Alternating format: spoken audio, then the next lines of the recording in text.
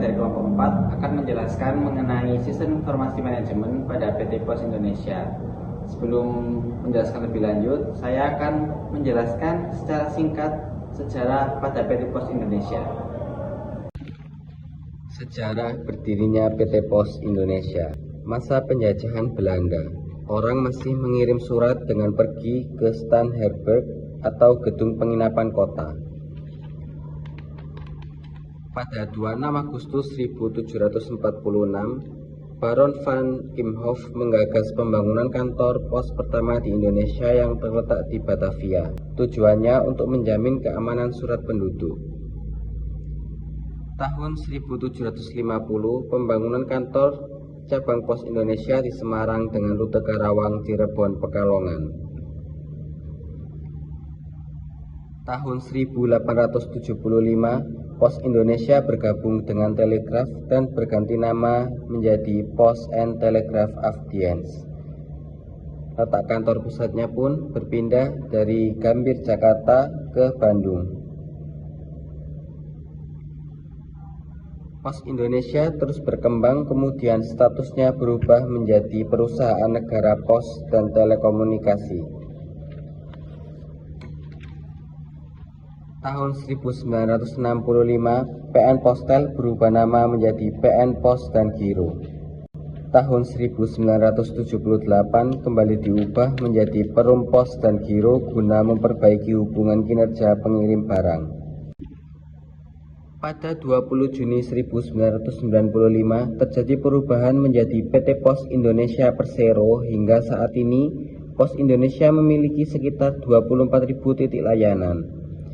Seiring berjalannya waktu, Pos Indonesia kini memiliki 24.000 titik layanan yang menjangkau 100% kota dan kabupaten, 100% kecamatan, 42% kelurahan dan desa, 940 lokasi transmigrasi terpencil di Indonesia. Ada beberapa sistem informasi manajemen yang digunakan pada PT Pos Indonesia, yaitu seperti ERP, CRM, dan TPS. Di sini saya akan menjelaskan salah satunya, yaitu TPS, Transaction Processing System, atau sistem pemrosesan transaksi pada PT Pos Indonesia. Transaction Processing System adalah jenis perangkat lunak pemrosesan informasi manajemen data yang digunakan selama transaksi untuk mengelola pengumpulan dan pengambilan data pelanggan dan bisnis. Pada PT Pos Indonesia, aktivitas pemrosesan transaksi dibutuhkan untuk menangkap dan memproses data pelanggan hingga transaksi pembayaran dilakukan berhasil. Selanjutnya, saya akan menjelaskan cara kerja sistem TPS. Yang pertama, input data. Pengumpulan data transaksi dikumpulkan dari berbagai sumber seperti perangkat pos atau aplikasi mobile. Validasi data yang masuk divalidasi untuk memastikan keakuratan dan kelengkapan data. Yang kedua, proses transaksi. Data yang sudah divalidasi diproses sesuai dengan jenis transaksi yang telah dilakukan, seperti pembayaran atau penjualan. Sistem menerapkan aturan bisnis untuk memproses transaksi seperti perhitungan total, pajak, dan diskon. Yang ketiga, penyimpanan data. Setelah diproses, data transaksi disimpan dalam database untuk referensi dan analisis di masa mendatang. Data yang disimpan dilindungi untuk mencegah akses tidak sah. Yang keempat, output data. Pengguna menerima notifikasi atau bukti transaksi dalam bentuk email atau pesan dalam aplikasi. Sistem dapat menghasilkan laporan untuk manajemen seperti ringkasan penjualan atau analisis performa. Yang kelima, pemeliharaan dan monitoring. Sistem terus dipantau untuk memastikan kinerja optimal. Jika ada masalah, sistem diperbaiki dan pembaruan dilakukan untuk meningkatkan fungsionalitas. Yang keenam, keamanan dan backup data. Implementasi langkah-langkah keamanan untuk melindungi data transaksi dilakukan secara berkala agar data yang tersimpan tidak terjadi hilang.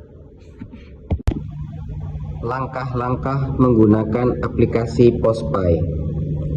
Yang pertama, unduh aplikasi melalui App Store atau Google Play Store dengan mencari POSPAI dan tekan tombol unduh.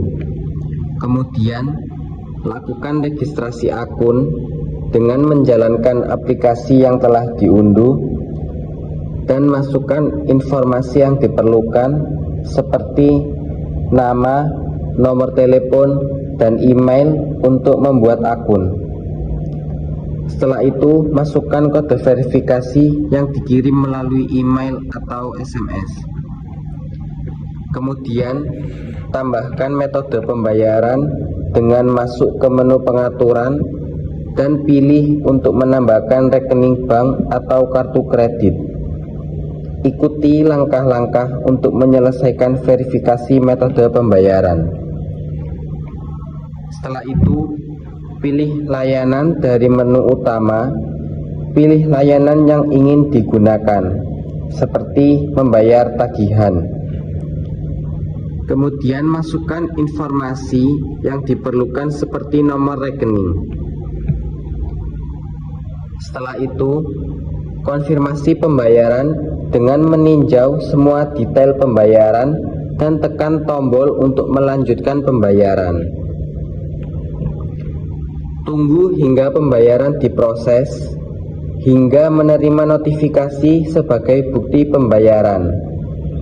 Jangan lupa simpan atau cetak bukti pembayaran jika perlu. Setelah selesai, kembali ke menu utama untuk transaksi berikutnya atau keluar dari aplikasi. Selanjutnya, kelebihan dan kekurangan TPS pada aplikasi POSPAI yang digunakan PT Pos Indonesia. Kelebihan yang pertama, dapat diakses oleh banyak pengguna di berbagai lokasi. Yang kedua, memudahkan pengguna melakukan transaksi keuangan secara cepat dan efisien. Yang ketiga, menggabungkan berbagai layanan pembayaran dalam satu aplikasi. Yang keempat, memiliki sistem keamanan yang baik untuk melindungi data pengguna.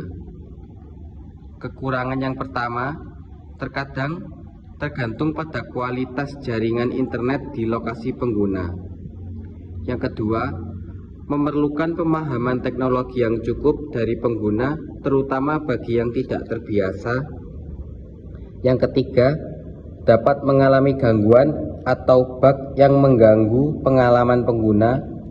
Yang keempat, beberapa pengguna mungkin merasa biaya transaksi terlalu tinggi. Kesimpulan dari penerapan sistem TPS pada PT Pos Indonesia.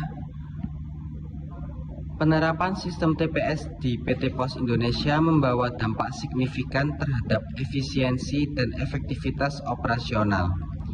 Sistem ini mempercepat transaksi, meningkatkan manajemen data, dan memungkinkan monitoring secara real-time. TPS mendukung strategi pemasaran melalui personalisasi layanan, perencanaan yang lebih baik, dan analisis pasar. TPS mendorong inovasi dan pengembangan layanan seperti aplikasi Pos Aja dan POSPAI, serta layanan pembayaran tagihan, sehingga PT Pos Indonesia dapat beradaptasi dengan kebutuhan pasar yang terus berubah. Sekian penjelasan materi dari kelompok kami. Mohon maaf bila ada kesalahan dalam penjelasan materi. Terima kasih. Wassalamualaikum warahmatullahi wabarakatuh.